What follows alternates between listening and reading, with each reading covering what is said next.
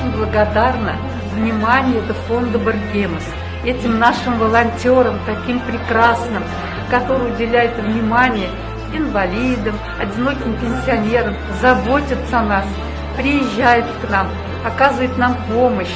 Каждое воскресенье звонят, чем вы нуждаетесь, приехать. И вот такое мероприятие, позвонили мне, там такой волонтер Павел есть, вот, позвонила, говорит, вот так и так, такой мероприятие, мы хотим вас оказать вам такую услугу, вас покрасить, сделать прическу.